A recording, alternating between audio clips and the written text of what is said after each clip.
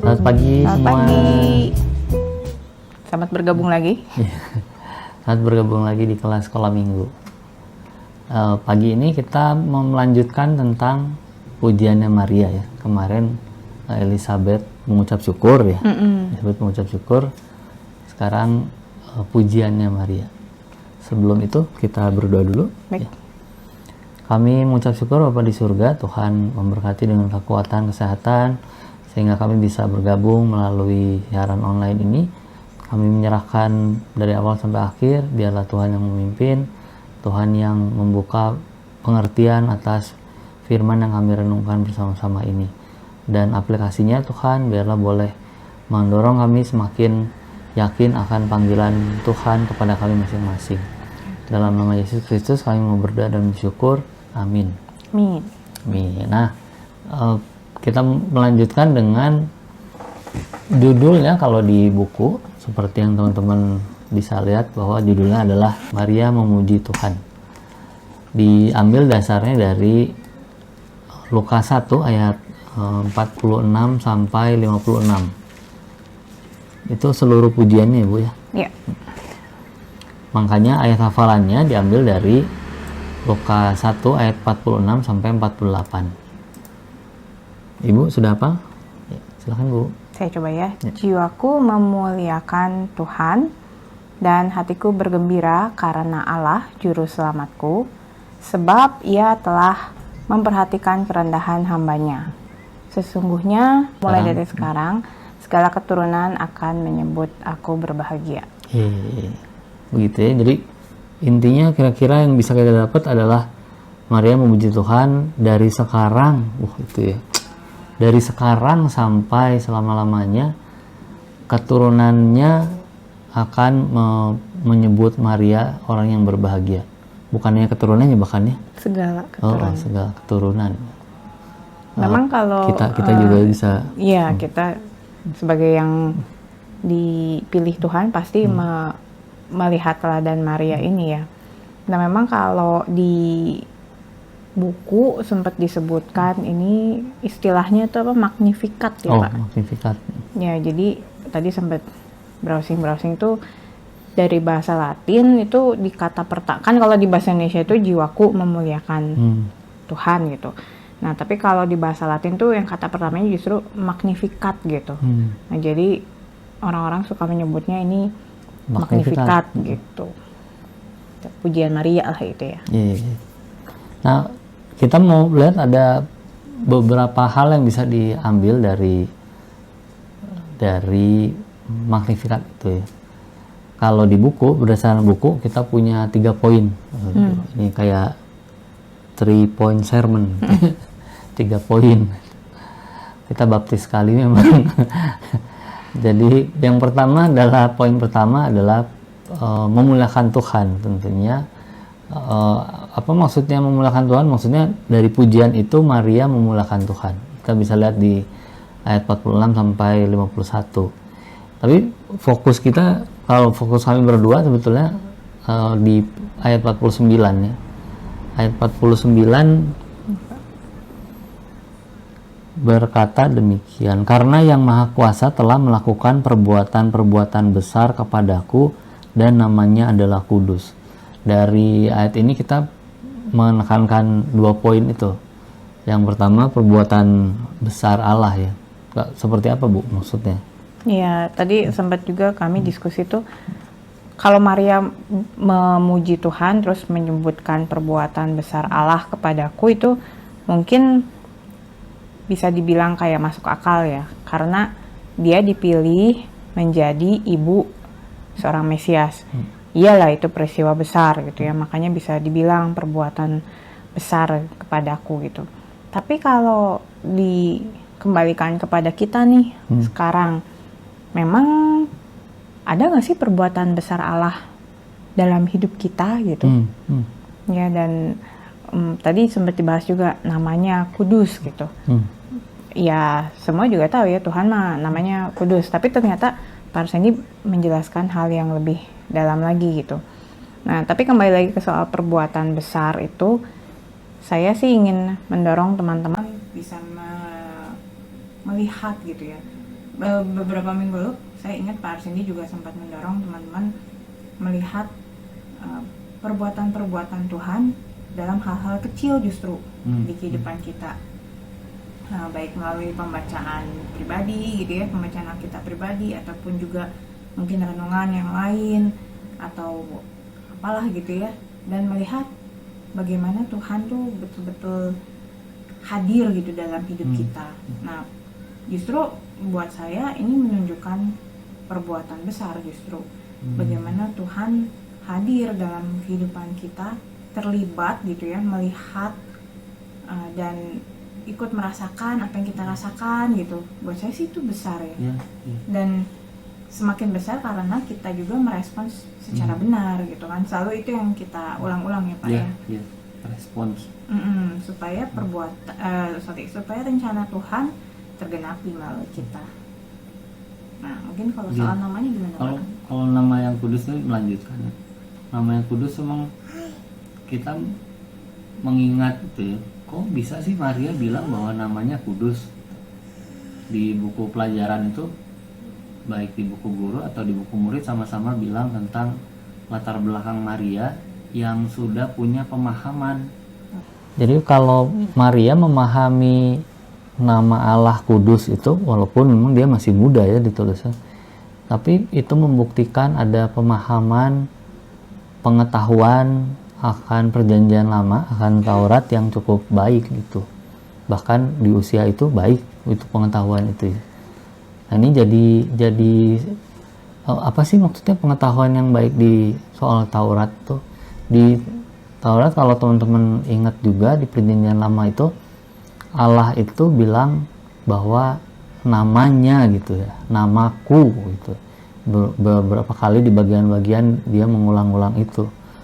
Nah, nama Allah itu kudus karena memang Allah itu kudus, dan kalau ada sebutan nama Yahweh itu disebutkan, makanya orang-orang itu kan selalu tiarap gitu ya, begitu mau nyebut nama Yahweh itu tiarap gitu, mereka nggak mau lihat, makanya mereka mengganti nama-nama Yahweh dengan misalnya Elohim, nanti jadi Adonai gitu, untuk supaya nama itu nggak disebut sembarangan, saking kudusnya si nama itu.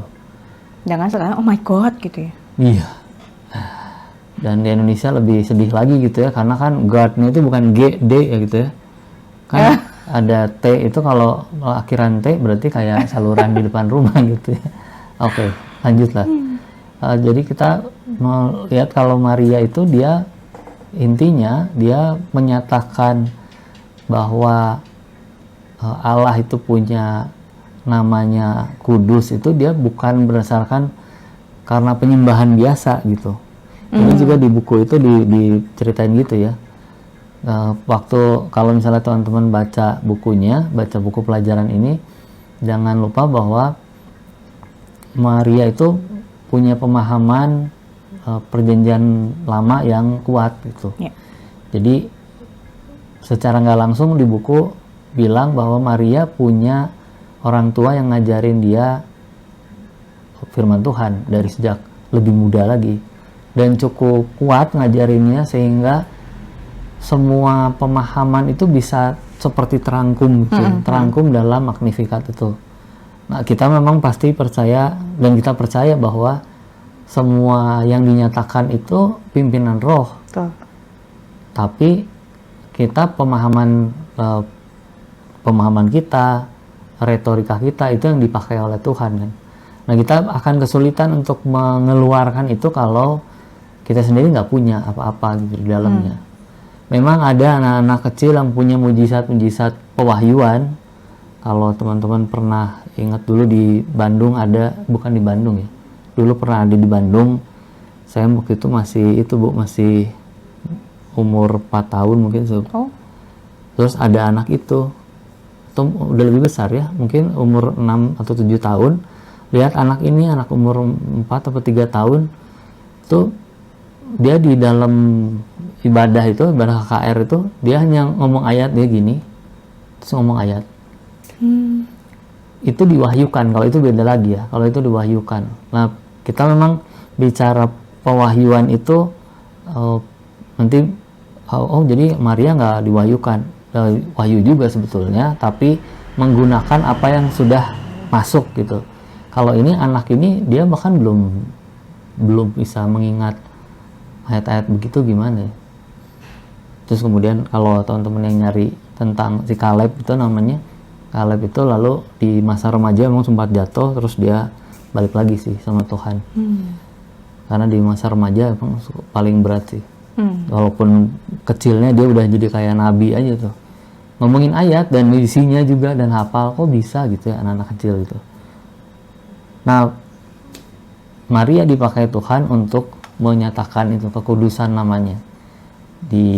Tadi di ayat yang tadi kita sama-sama baca itu ya, 49. Nah, sedikit tambahan mungkin ya. Kalau di buku guru itu dijelaskan, ada yang menafsirkan bahwa pujian Maria ini, Magnificat ini bukan karangan Maria gitu. Jadi dia tadi Pak Arsini bilang tuh kayak merangkum. Kalau teman-teman pernah ingat, Bu Esther Linda juga pernah khotbah tentang hal ini gitu. Pujian Maria dengan pujian Hana, ibunya Samuel, itu ada yang mirip-mirip gitu. Nah, jadi itu karena Maria punya pemahaman tentang perjanjian lama, jadi ketika dia mendapatkan peristiwa besar ini tuh kayak semua tuh ya apa sih istilahnya, kalau memori komputernya keluar gitu ya, langsung tet gitu, dan dia tinggal ambil gitu, dan dia memuji Tuhan berdasarkan pemahaman itu gitu. Nah itu Bu, yang maksud saya tuh nggak mungkin orang bisa punya benang merah itu. Benang merah itu kan nanti kita lihat lagi waktu Stefanus menyatakan iman, Petrus mengkhotbahkan tentang relasi antara bangsa Israel yang menolak nabi-nabi sama orang Farisi, kalau ahli Taurat itu yang menolak Yesus, itu sama gitu. Itu dari mana tuh? Dari Roh Kudus itu memang. Hanya bisa keluar gitu karena ada pimpinan Roh. Oke. Cukup kali ya poin itu. Jadi itu ya yang pertama soal menyadari perbuatan besar Tuhan dalam hidup kita, dan menyadari juga bahwa nama Allah yang kudus itu berdasarkan pengenalan kepada Allah gitu. Oke, dan yang poin keduanya adalah tentang meninggikan Tuhan karena kuasanya itu ya, kuasanya. Tapi meninggikan Tuhan atas kuasanya bukan untuk diri kita sendiri, tapi bagi orang di sekitar kita. Nah, ini memang Pak Roni, penulis bukunya, fokus bagian ini ke itu ya, ke orang-orang di sekitar kita. Poinnya kalau yang kita tekankan itu, Allah berkuasa untuk itu ya, berkuasa untuk meninggikan dan untuk merendahkan. Ayat 52 saya bacakan. Ia menurunkan orang-orang yang berkuasa dari tahtanya dan meninggikan orang-orang yang rendah. Yang berkuasa, yang tinggi menurut manusia direndahkan, yang rendah menurut manusia ditinggikan. Kayak khotbah di atas bukit ya. Memang ini ada hubungannya, diperkirakan juga ada hubungannya dengan kondisi Israel waktu itu. Kan mereka di bawah jajahan Roma. Jadi mereka mungkin sudah terbiasa juga, jadi gimana ya, di satu sisi mereka adalah umat pilihan Tuhan, tapi mereka sudah dibuang waktu itu ke Babel gitu ya. Waktu kembali lagi mereka juga masih harus menghadapi kenyataan, lah negeri saya udah ditinggalin orang juga gitu. Lalu masuklah ada penjajahan Romawi gitu. Jadi secara harga diri mungkin bangsa Israel tuh udah terapung-apungnya, udah atas bawah gitu ya. Nah, ketika pujian ini disampaikan gitu, meninggikan orang yang rendah itu, jadi Maria melihat kondisi bangsanya, bahwa ada kepedulian Tuhan gitu, dan menurunkan orang yang berkuasa, artinya Tuhan juga lihat penderitaan orang Israel waktu itu di bawah jajahan. Dan ditinggikan karena nanti dari orang Israel sendiri yang akan lahir Mesias gitu. Tapi memang secara makna teologis mungkin kita melihat juga bahwa memang Tuhan nggak menyukai orang-orang yang tinggi hati di hadapan Dia kan gitu. orang yang tinggi hati, yang merasa orang lain, alam sekitarnya lebih rendah dari dia, pasti direndahkan Tuhan. Jangan lupa bahwa Tuhan menciptakan isi dunia ini dengan kasih-Nya ya. Jadi kalau ada manusia yang gak mengasihi lingkungan, gak mengasihi orang lain apalagi, itu pasti direndahkan gitu ya. Memang rada berat sih itu pemahaman bagian itu ya. Karena perendahannya seperti apa ya?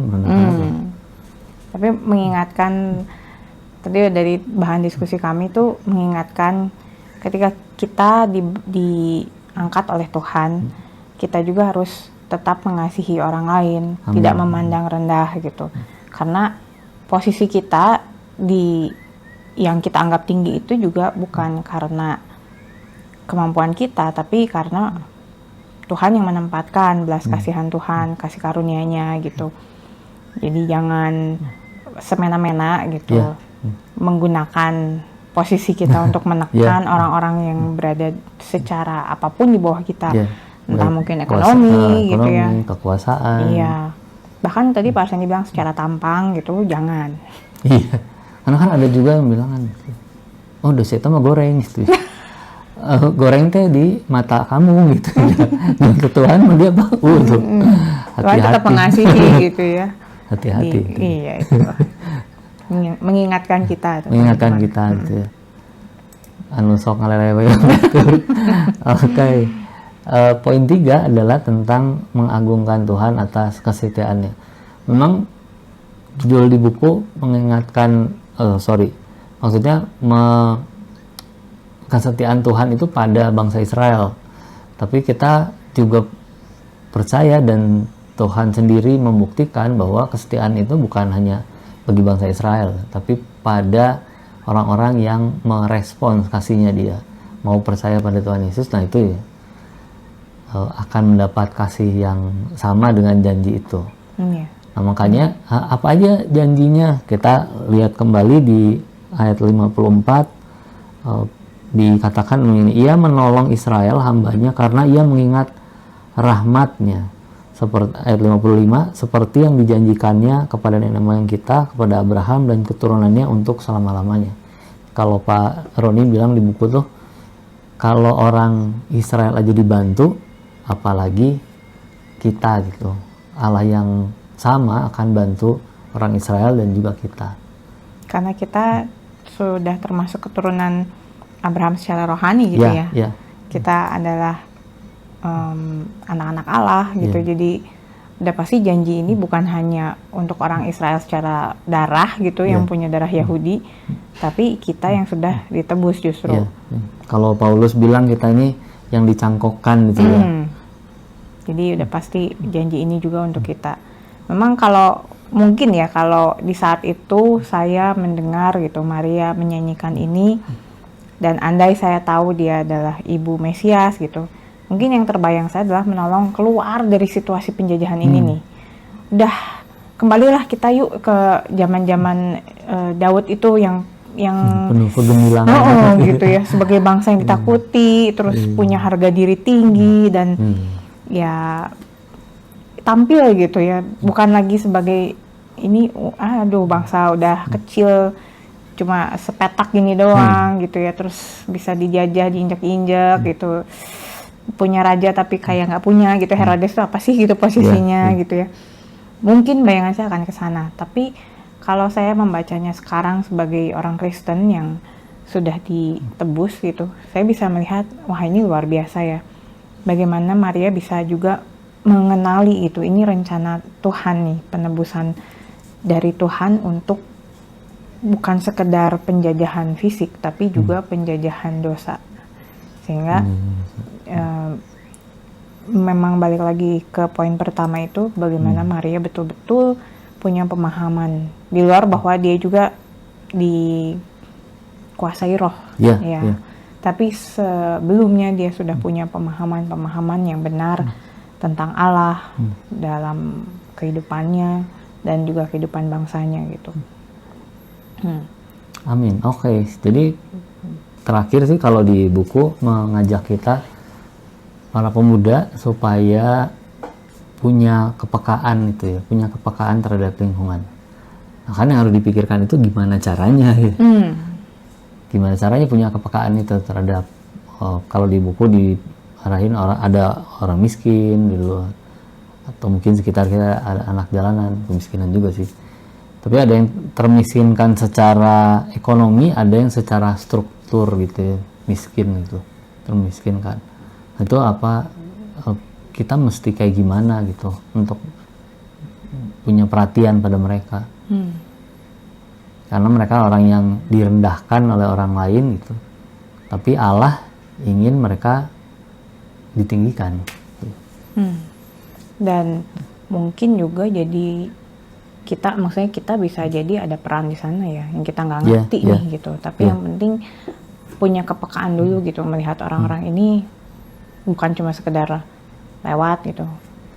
Saya suka bilang sama Pak Arsendi juga gitu, kadang saya suka ngenes gitu ya kalau ngeliat ada orang pekerjaannya misalnya kayak tukang benerin payung misalnya gitu ya. Seharian ngider kompleks cuma nawarin benerin payung. Berapa banyak sih orang yang akan reparasi gitu ya. Kadang suka kayak ternyuh gitu ya. Nah, suka pengen nge-service gitu ya, padahal nggak ada payung. Iya. Tapi kalau kayak gitu jadi saya sih terdorong kayak mendoakan gitu. Tuhan beri berkat buat dia gitu. Nggak tahu kan kesulitan dia apa gitu, dan saya juga nggak ngerti harus bantu sejauh apa gitu. Tapi saya berdoa Tuhan berikan berkat gitu ya. Nah, saya pikir kepekaan seperti itu perlu dipunyai juga oleh para pemuda ya gitu. Ini orang jauh nih, apalagi orang dekat, misalnya di sekitar kita ada yang teman-teman tahu gitu punya kesulitan atau apalah gitu ya. Nah, kita bisa juga. Iya, kan semuanya dimulai dari doa ya. Nanti kalau Tuhan gerakan lebih lanjut, baru kita taat juga gitu, merespon secara benar. Lalu juga yang satu lagi yang di buku itu adalah soal pemuda atau orang muda sering kesulitan melihat perbuatan besarnya Tuhan. Jadi apa sih sebetulnya menghalangi itu, menghalangi orang-orang muda kesulitan itu? Mungkin bisa dipikirkan juga gitu. Apakah saya kesulitan itu melihat perbuatan besarnya Tuhan? Terus saya lihat semua perbuatan kayaknya besar-besar semua gitu. Kita besar gitu maksudnya? Oke, skip. Karena kan orang kayaknya kalau ditanya ada kesaksian, nggak ada gitu. Oke. Gimana ada pergumulan? Nggak ada gitu. Oh, berarti nggak ada sesuatu yang besar gitu. Semuanya berjalan seperti yang dibayangkan itu. Yang diharapkan juga gitu. Yang diharapkan juga. Ya, mungkin ada cara pandang yang beda sih ya. Tapi yang jelas pekerjaan Tuhan itu kan selalu bisa direnungkan gitu. Nah, itu yang mungkin itu yang bagian itu yang jarang ya, menurut saya ya. Merenungkan itu, proses merenungkan. Karena orang muda kan setelah ini, setelah ini, iya, betul, apalagi nih ngobrol dengan orang, minta masukan, oke, ini cobain lagi gitu. Tapi merenungkan semua itu, apa yang sudah dilakukan, apa yang sudah didapat itu seringkali jarang dilakukan. Makin tua orang-orang makin udah banyak itu kan, banyak coba ini, merenunglah. Mulai merenung, jadi mulai semua diredefinisi gitu istilahnya ya. Diartikan ulang, apa itu kasih, apa itu maaf, apa itu panjang. Nah, kalau orang muda kebanyakan merenung dibilangnya nggak ada kerjaan, kurang produktif gitu ya. Tapi perlu waktu untuk merenung memang, apalagi kalau udah urusan hubungan kita dengan Tuhan, nggak bisa soalnya sambil kesana kesini dengan segala apa ya, udah di otak tuh udah isinya ini gitu ya, itu akan lebih sulit sih. Memang perlu meluangkan waktu. Gitu teman-teman. Begitu. Jadi kita udah dapat beberapa poin. Semangat terus. Karena firman Tuhan. Karena sekali lagi pujiannya Maria, dia nggak memuji begitu aja, tapi dia punya juga dasarnya. Jangan lupa terus membaca firman Tuhan. Supaya kita setiap juga, hari. Iya, punya pemahaman itu ya. Ketaatan itu dihitung, soalnya ketaatan baca Alkitab itu dihitung sama Tuhan. Sama kayak kita datang ke gereja, ketaatan hari Minggu, hari ikut tradisi misalnya jam doa. Ada juga sih yang saya nggak ikut jam doa di rumah aja, oke. Tapi seberapa kuat itu bisa dijalankan terus? Kayak konsisten gitu ya? Iya, ya. Kita mengadakan jam doa hari Rabu itu supaya bisa menjaga konsistensi itu sama-sama gitu. Kalau sendirian kan lebih susah ya. Oke. Baik, kita akhiri pelajaran minggu ini. Saya akan pimpin dalam doa. Kami mengucap syukur Tuhan Yesus untuk pelajaran pada minggu hari ini. Terima kasih karena lagi-lagi kami diingatkan untuk memahami firman Tuhan, untuk punya pengertian yang benar, untuk mengenal Tuhan kami, sehingga kami bisa merespons secara benar atas semua apa yang Tuhan kehendaki dalam hidup kami. Amin. Kami juga boleh peka terhadap kehendak Tuhan, bukan berpikir untuk diri kami sendiri, tetapi berpikir untuk berjalan bersama Tuhan. Dan biarlah Tuhan kiranya murid-murid kami dalam masa pemuda mereka ini, remaja pemuda mereka, boleh terus berpegang kepada Tuhan, menautkan hatinya kepada Tuhan, memelihara iman Kristen mereka, sehingga pada akhirnya mereka terus bertumbuh menjadi orang-orang dewasa yang mengenal Tuhan, takut akan Tuhan, dan Tuhan akan mendapati mereka setia sampai akhir. Amin.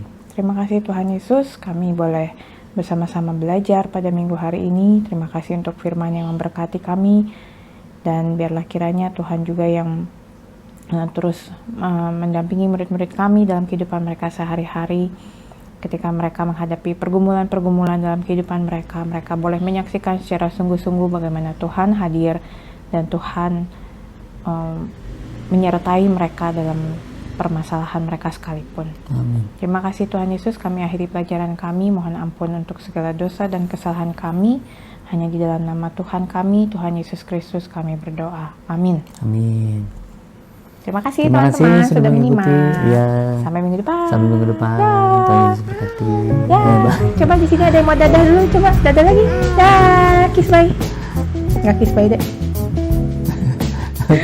Selamat ibadah juga Ya, ya. selamat ibadah.